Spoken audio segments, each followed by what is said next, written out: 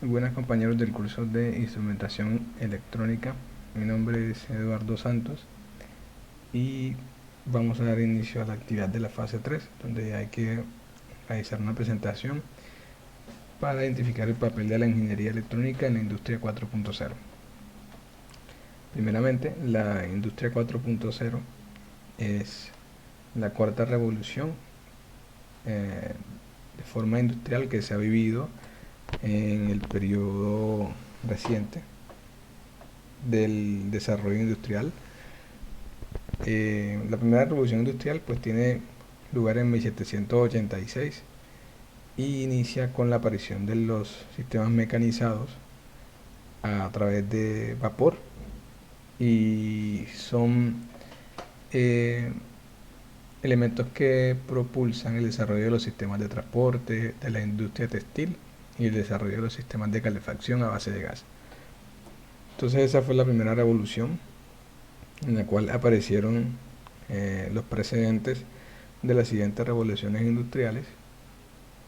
La siguiente revolución industrial fue la segunda en 1850, donde gracias al desarrollo y el descubrimiento de la electricidad y el motor de combustión interna, logramos obtener un avance y una mejora en los procesos y en la producción industrial, especialmente por la aparición del automóvil de combustión interna, la cual mejoró mucho el rendimiento que se tenía con todo lo que era los sistemas de transportes a base de vapor. Esa aparición obviamente mejoró la economía, el mercado, eh, impactó de manera positiva en muchas áreas de la vida donde no se pensaba, y obviamente con la aparición de las nuevas tecnologías eh, vinieron pues aunado a ello una mejora en la calidad de vida como el alumbrado público, eh, tecnologías de uso público como el teléfono, que mejoraron pues la calidad de vida de las personas de ese entonces. Entonces esa fue la segunda revolución industrial. La tercera tiene lugar en 1920, el siglo pasado, con el desarrollo del transistor, los PLC y las TICs. Entonces el transistor es uno de los componentes electrónicos más importantes en la historia propiamente dicha de la electrónica, ya que el transistor reemplazó algunos sistemas antiguos que se utilizaban, como los tubos de vacío, eh, y eso, al reemplazarse por un transistor de un tamaño mucho más pequeño, con un consumo menor, con una seguridad mayor, pues propulsó también el avance en ese sentido de, de muchas cosas, y propició también la aparición de nuevas tecnologías al alcance de la mano, y nuevos aparatos electrónicos como la televisión, la radio, eh, algunas eh, apariciones de la radio portátil, dispositivos portátiles, obviamente con sus baterías. También aparecieron sistemas lógicos programables que sirvieron mucho para la aviación y la astronáutica. En ese tramo entre 1945 a 1999 hubo mucho avance en la aviación y en la astronáutica, precisamente por la presión entre las superpotencias en ese entonces por tener el mejor desarrollo y gozar de tener pues la tecnología más reciente para estar por delante de las otras. Eh, y también conforme aparecieron los demás componentes y se fue volviendo más robusto el sistema, pues apareció el internet. Y por último se tiene la revolución 4.0, que de manera oficial fue establecida como año de inicio en el 2011 y se está desarrollando actualmente. Eh, en ella ya vemos la automatización de procesos, sistemas físicos con inteligencia artificial y básicamente todo lo que tenemos hoy en día funciona con Internet. Entonces, dentro de la industria 4.0 se catalogan 9 pilares que para los expertos y para los investigadores son las bases sobre las cuales se van a sentar todos los futuros avances y las mejoras que ya se cuentan. Para ello está el Big Data, la realidad aumentada, fabricación aditiva, computación en la nube, ciberseguridad, Internet de las cosas, integración horizontal y vertical, simulación y robots autónomos. Entonces el Big Data es un término que se está usando de hace muy poco tiempo para acá. Big Data hace alusión a toda la gran cantidad de información que se maneja hoy en día gracias a los dispositivos que cuentan con Internet. No solamente los dispositivos móviles, sino que en la industria muchos sensores, muchos componentes de los procesos son o emplean una comunicación bidireccional. Es decir, en una planta X donde se controle reactivos químicos, se necesita ciertos sensores que estén recibiendo y mandando una señal para controlar un proceso de llenado, de vacío. Entonces, ahí hay una comunicación bidireccional que puede ser alámbrica o inalámbrica. De todas formas, el Big Data no se limita solamente a la conexión inalámbrica, sino también a la conexión alámbrica, en la cual un gran conjunto de datos estructurados son analizados mediante una potente herramienta. Eh, los datos estructurados son aquellos que comparten un orden en su línea de comando, en su línea de bases. Digamos, la trama de datos lleva eh, cierta estructuración para que puedan ser interpretados más adelante por un software. Ese software tiene la capacidad de tomar los datos, analizarlos y generar un reporte o generar digamos, una información que me genera a mí valor. Un ejemplo muy básico del Big Data, por ejemplo, es cuando nosotros vamos por la calle y nos encontramos en un restaurante, entramos al restaurante, comemos, si nos gusta, pues bueno, valoramos la aplicación, valoramos el restaurante. Entonces, nosotros estamos sentando un precedente informativo con nuestra calificación. Entonces, la información hoy en día es un recurso muy valioso para las empresas y tener la capacidad de conocer cómo se mueve el mercado, la capacidad de analizar las estrategias, cómo están funcionando, pues es algo que las empresas valoran mucho porque sobre eso se fundamentan los planes de negocio, se evalúa la economía de la empresa. Entonces la información es como básicamente el nuevo petróleo. La información tiene una valía muy grande para las empresas porque con ello van a poder saber si las cosas van bien o las cosas van mal. Eso a nivel empresarial. Obviamente a nivel industrial se podría imaginar que tiene una relevancia mucho mayor, ya que el poder contar con una herramienta que analice los datos y te arroja tiene información, pues obviamente va a ser un ahorro tanto en tiempo como en dinero y va a eliminar el factor humano en caso de que se presente algún inconveniente. La realidad aumentada, como vemos en las imágenes que están aquí, la realidad aumentada no es más que la superposición de dos tipos de imágenes, las imágenes virtuales y las imágenes reales. Las imágenes reales, por ejemplo, hacen alusión a una imagen en tiempo real que está siendo captada, en este caso por una cámara de video, donde convergen también imágenes virtuales como son estas áreas en verde, las áreas en rojo en una bodega de almacenamiento. Entonces la idea de la realidad aumentada es brindar, además de la información real, información adicional que pueda serme útil o que pueda presentarme a mí ventajas a la hora de realizar un proceso. Eh, Eso obviamente la realidad aumentada tiene sus implicaciones corporativas, empresariales, industriales, pero también tiene sus implicaciones personales. Por ejemplo, cuando tomamos un teléfono y vamos por la calle con la cámara, si tenemos la posibilidad de usar de realidad aumentada, vamos a ver en este caso a cuánta distancia hay un hotel, en qué dirección queda el hotel, qué calificación tiene ese hotel, si necesita un medio de transporte, un restaurante o una tienda de abarrotes.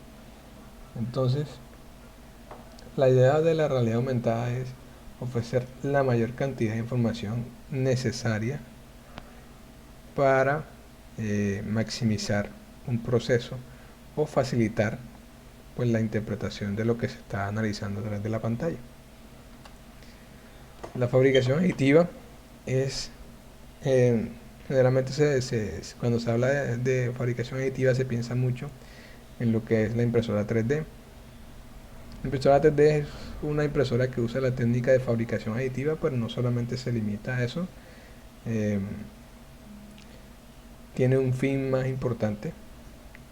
Como vemos en este ejemplo, tenemos un material que se está adicionando para crear una figura específica con ciertas cualidades y con cierta forma que generalmente tomaría mucho más trabajo fabricar en otro tipo de proceso, ya sea fundición o cualquier otro tipo de proceso que se use en la generación de metales especiales. Entonces, con la fabricación aditiva podemos generar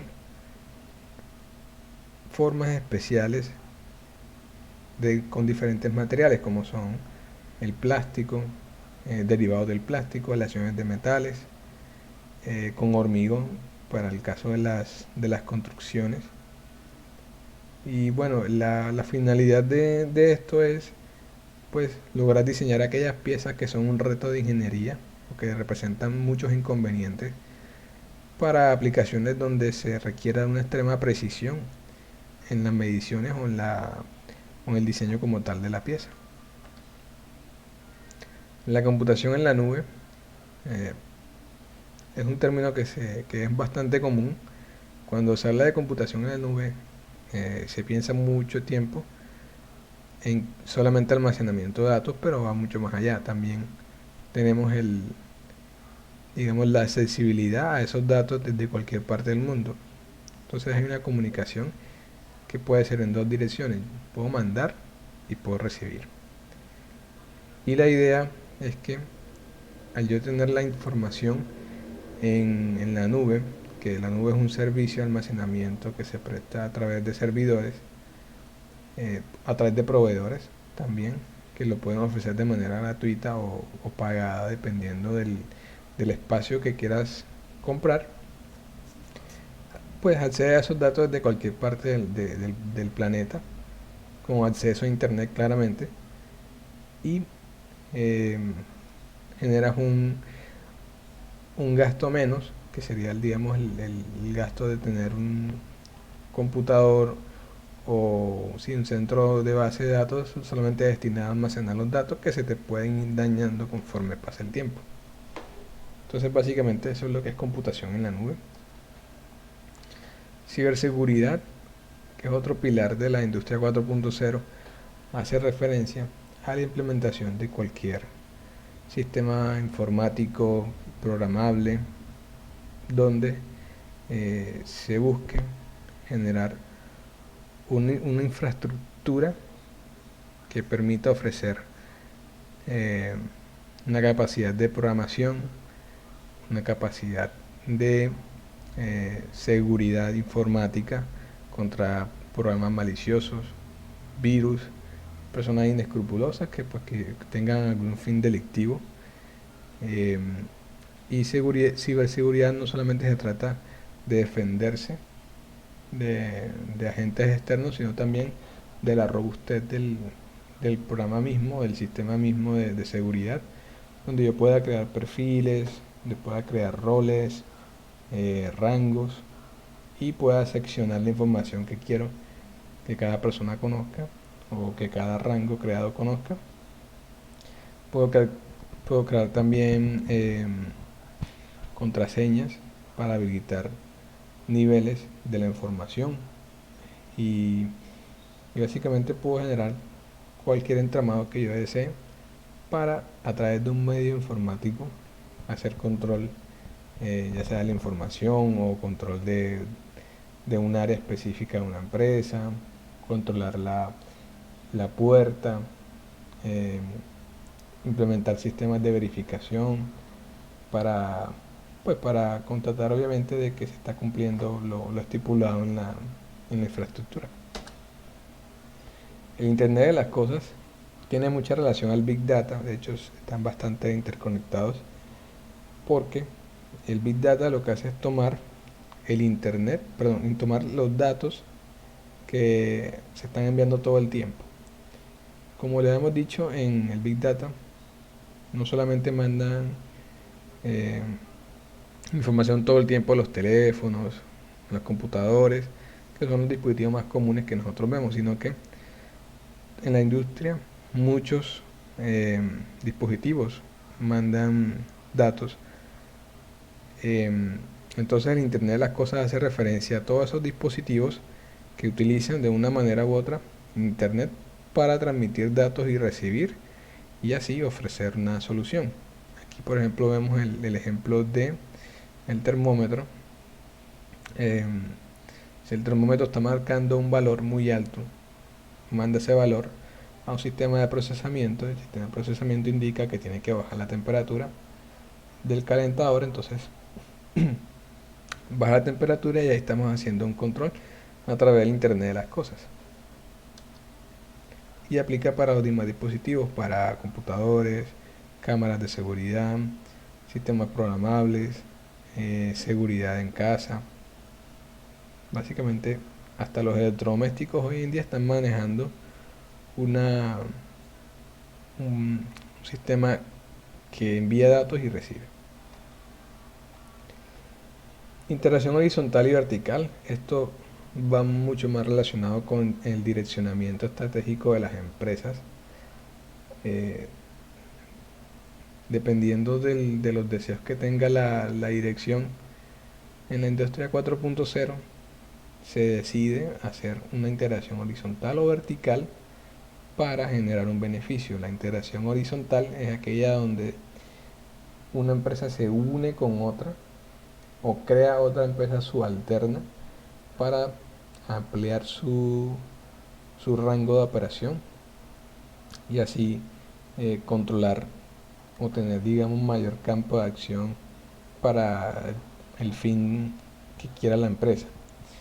Y en la integración vertical es un tipo de integración mucho más autónoma o por lo menos más independiente, donde la empresa cuando ve la necesidad pues abre otra, digamos, otra línea, otro departamento dentro de la empresa para crear puestos de trabajo o crear una nueva dependencia solamente se donde solamente se lleven a cabo ciertas actividades relacionadas con necesidades.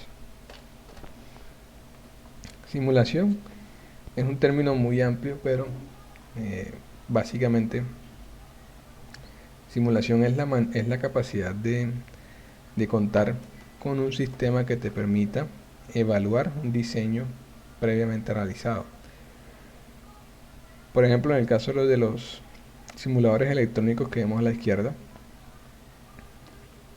cuando he realizado el estudio, por ejemplo, del transistor y sé cómo funciona el transistor, cómo se comporta con la corriente eléctrica, cómo es su consumo, cuando yo estudio todos los parámetros que se ven relacionados con el funcionamiento del transistor y estudio todas sus curvas de trabajo, puedo decir que conozco a ciencia cierta qué es un transistor. Entonces en ese punto yo puedo generar un sistema que me genere la simulación del transistor para previos diseños donde aplique un transistor. Entonces De la misma manera, existen otros tipos de simuladores donde yo puedo estudiar condiciones neumáticas, hidráulicas, controlar parámetros y magnitudes para evaluar un diseño o evaluar un rendimiento de una pieza, el rendimiento de un proceso.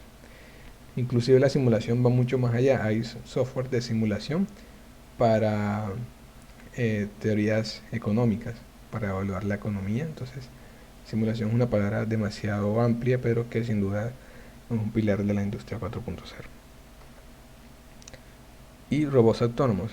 En este caso tenemos una foto de los rovers, que son los robots que están haciendo la exploración en Marte. Estos robots se pueden catalogar como robots autónomos porque ellos tienen una programación, o la base de la idea de los robots autónomos son robots a los cuales se le ha cargado una serie de comandos e instrucciones a desarrollar con los mecanismos y las herramientas que le permitan llevar a cabo esa función.